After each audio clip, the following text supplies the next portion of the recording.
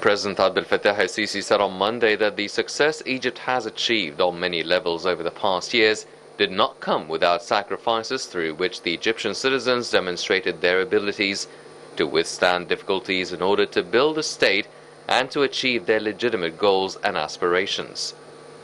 Addressing the Sustainable Development Session on the sidelines of the 76th session of the United Nations General Assembly, President el-Sisi added that Egypt is still continuing at a steady pace, despite all challenges, to implement its ambitious economic reform program that it embarked on in 2016 in cooperation with the International Monetary Fund.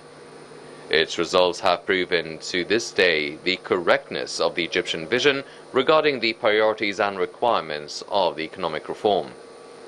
The President emphasized that Egypt has become the subject of wide international praise from international financial institutions and credit rating agencies, and even enabled the Egyptian economy to bear the consequences of the corona pandemic and allow the government to take the necessary measures to mitigate its negative effects.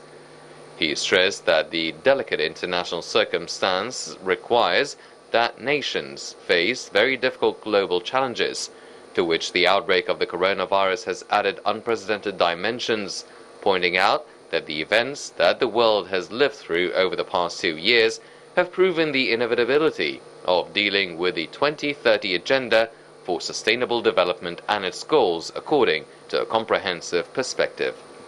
President el-Sisi pointed out that Egypt has been keen from an early age to employ the Sustainable Development Goals and integrate them into its development policies and programs at all levels. Early on Sunday, Foreign Minister Sameh Shoukry headed to New York to participate in the 76th session of the UN General Assembly. The Foreign Ministry said in a statement that Shoukry will explain Egypt's stance towards a number of current issues and regional developments and means of consolidating the pillars of international and regional peace and security.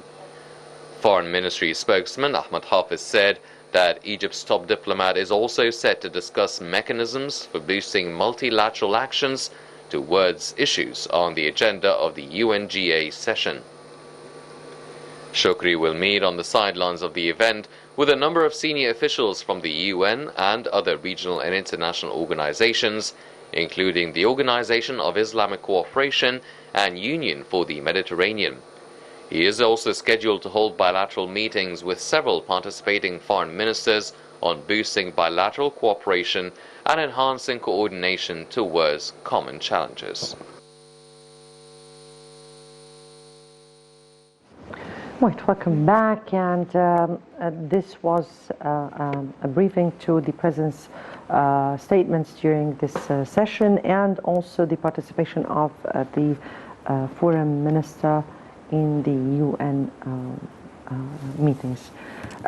Back to you, Dr. Adly, and we were speaking about Egypt and measures that were taken by Egypt in order to sustain with the developmental goals or the sustainable development goals. And part of what we were speaking about are two things. First is how Egypt has been investing in its human resources, and which is part and partial of the sustainable development goals, and also how Egypt has not been working just for Egypt but also for the whole African continent. Please.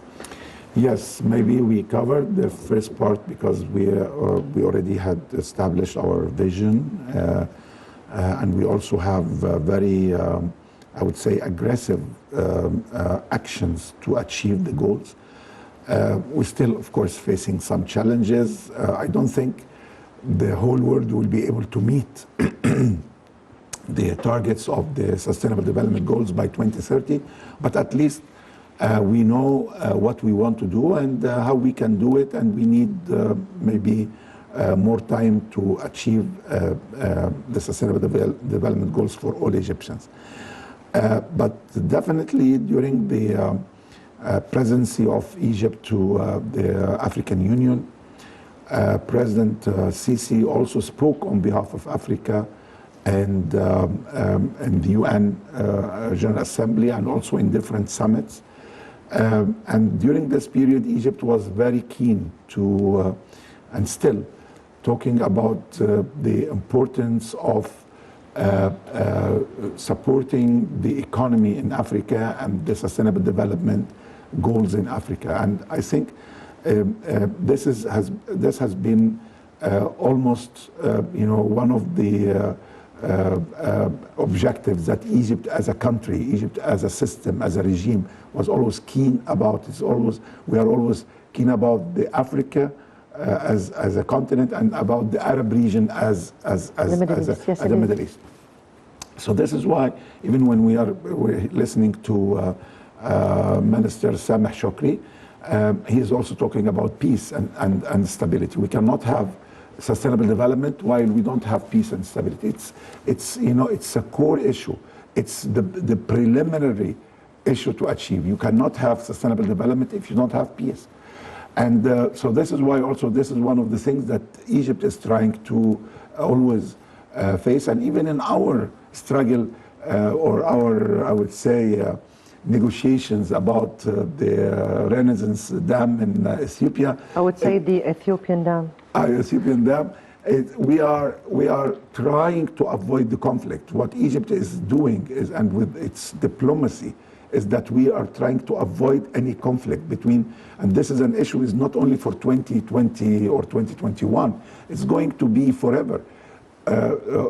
All the time while we are surviving on this planet until, the end of life, the issue of the Nile River will remain always an issue of life source for the Egyptians. So we cannot just think about it as 1 day or 1 year. So this is why also dealing about this and talking about it, we are talking about peace and stability for Africa region. We're talking about peace and stability in the Arab region and in the Middle East.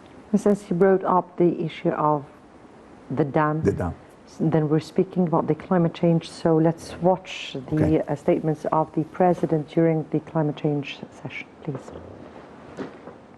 السيد الرئيس عبد الفتاح السيسي عبر الفيديو كونفرنس في اجتماع رؤساء الدول والحكومات حول المناخ على هامش أعمال الدورة السادسة والسبعين on the sides of the 76th session of the United Nations General Assembly headed by Mr. Boris Johnson, the Prime Minister of Britain, and with participation of the heads of governments and states around the world and Mr. Antonio Guterres, in the name of God, most gracious, most compassionate, Mr. Boris Johnson, the Prime Minister of Britain, Mr. Antonio Guterres, the UN Secretary General, ladies and gentlemen, at the beginning I'd like to express my thanks for inviting to hold this very important meeting. I will talk about three main messages as follows. First, the latest report by the IPCC confirms that climate change is a shocking fact. If we aspire to achieve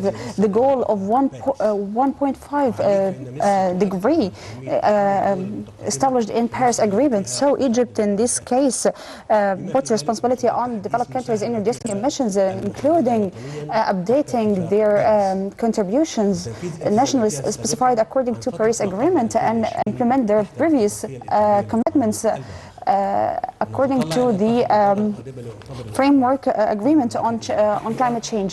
We wish that the meeting in the United Kingdom would come with positive results on all aspects.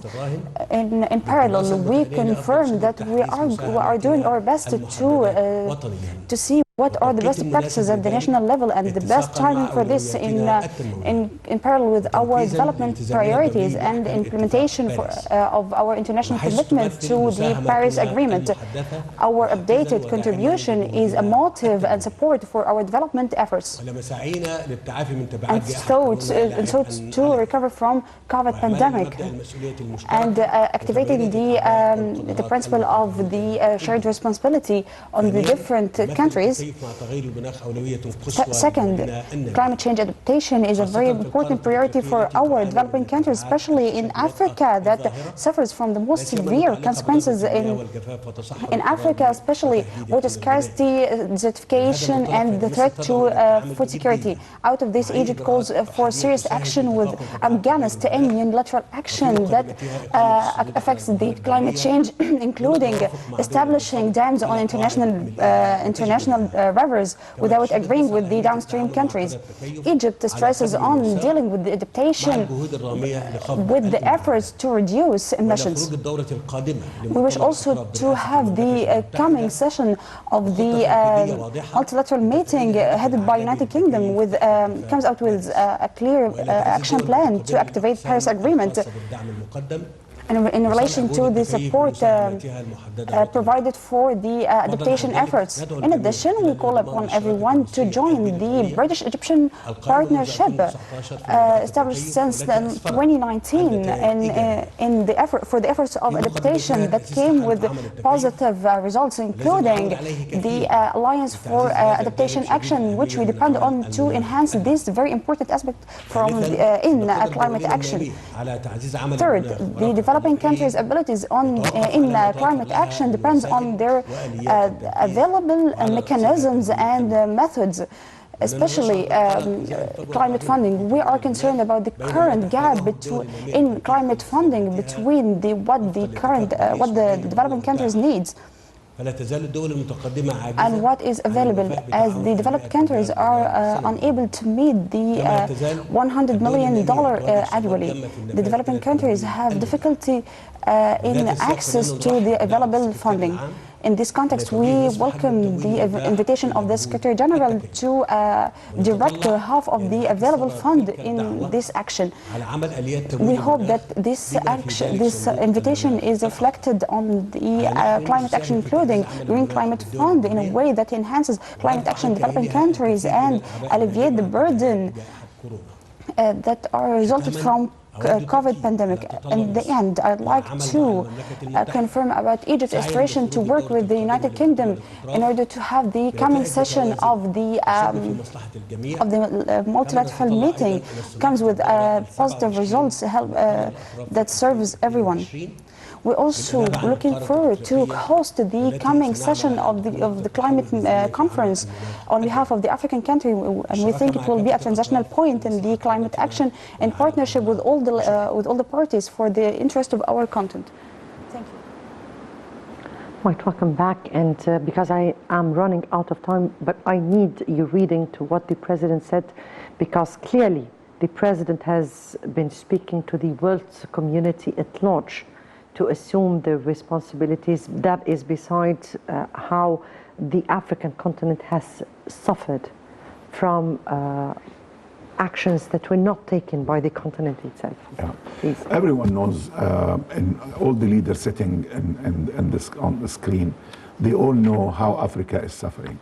All of them, they know how much, the climate change is going to affect the economy in these countries, and how it is going to affect the stability and peace, and how it's going to affect their peace and stability in the region. Because when people, with the climate change, one of the elements that happens after the climate change is very phenomenal in any place. People start to migrate, people start to be displaced. So this affects actually the developed countries as well as we are affected in the developing countries.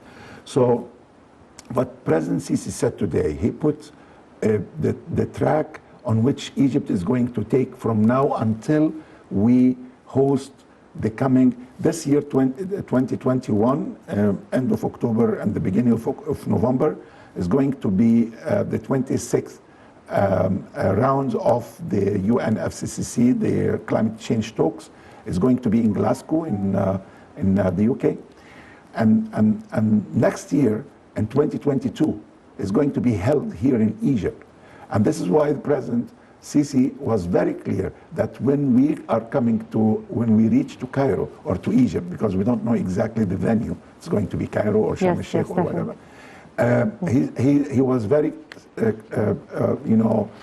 determined about that we are going to make a difference when you come to Egypt in the 2022, because we want to establish this.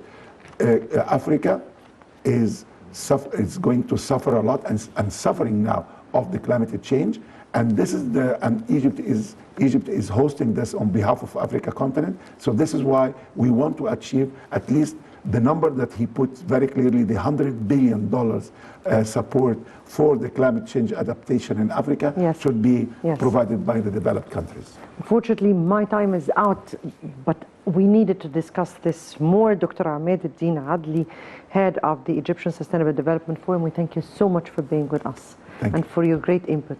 Thank you very much. Thank you so much. Dear viewers, many thanks for watching. Tomorrow will be another important debate with another sessions from the UNGA. Until tomorrow, it's good night.